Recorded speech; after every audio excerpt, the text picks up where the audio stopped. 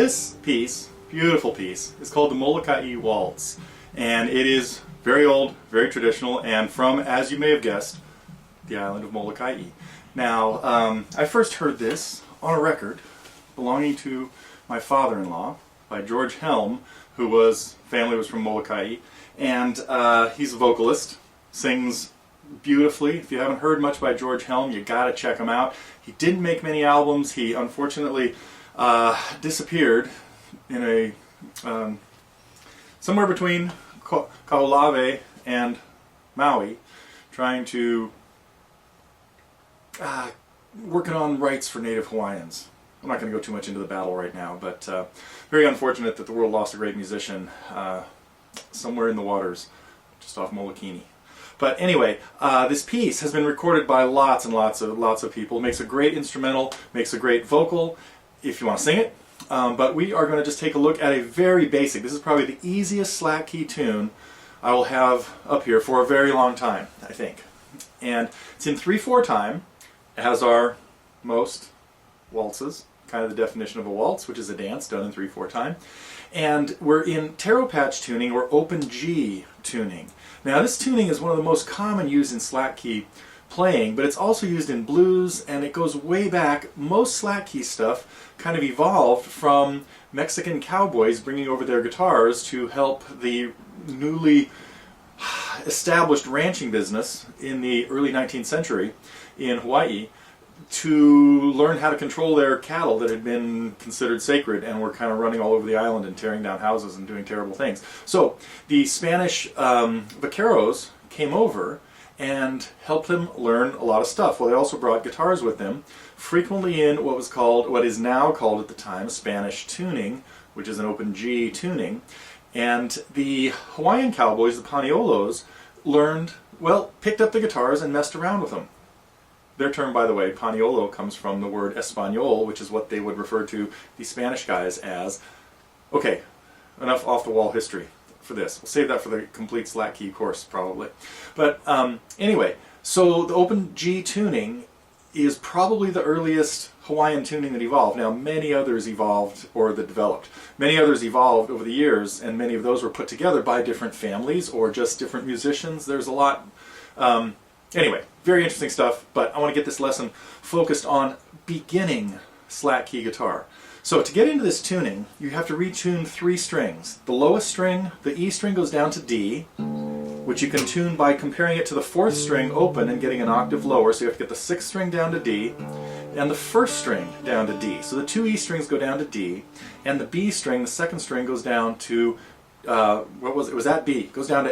No, it stays at B. Sorry, the 5th string goes. All of a sudden, my G tuning and my D tuning, which I'm working on as well, are crossing up.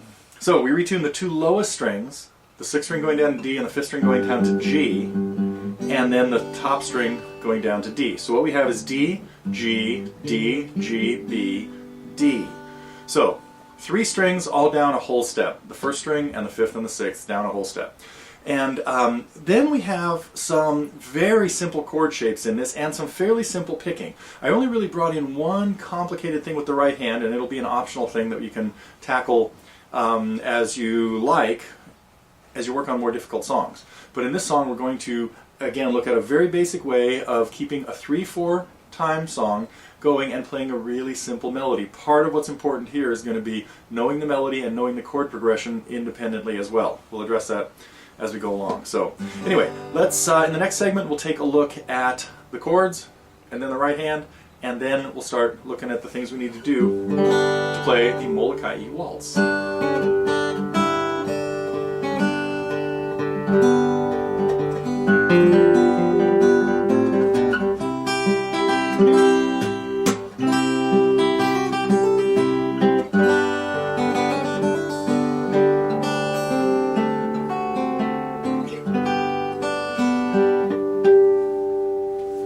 Coming up, the Moloka'i Waltz. That was the first segment from a lesson that we have available in the Target program on the Moloka'i Waltz, which is a very traditional Hawaiian tune done, as I mentioned in the segment, there in an open G tuning. And in the rest of the lesson we go through looking at the left hand, chords, the right hand, learning the melody first. understanding the chords,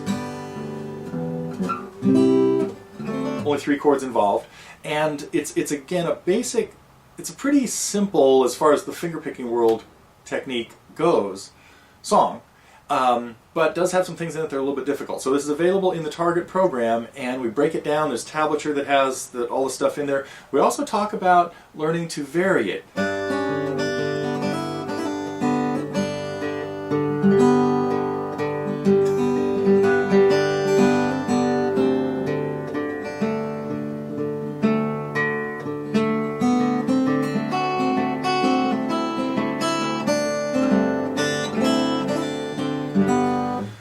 Not exactly like that, but just some of the improvising techniques that are very important to slack key guitar playing. So again, if you'd like to check it out, it's part of the Target program at Totally Guitars. There are also lots of free lessons that you know, kind of get you into the stage where you can play some of this stuff. But songs like this that really can take your playing to another level are available as part of the Target program. You can also check out our free stuff at the TG Free Lessons channel here at YouTube. The biggest thing you could start working on, though, to get a little bit of comfort with this is keeping a bass pattern going in 3/4 time, hitting the 5th string and then the 4th string twice. That would be what your thumb's doing when you're on a G chord. And when it goes to the D7 chord, played with your first finger on the second string 1st fret and your second finger on the 3rd string at the 2nd fret, you'd be hitting the 6th string in the bass. So for the G chord and the D7 chord, and the rest is just putting together that constant bass pattern with the melody notes, all spelled out in the lesson, available now at Totally Guitars. If you're interested in a pretty basic slack key tune, come visit us.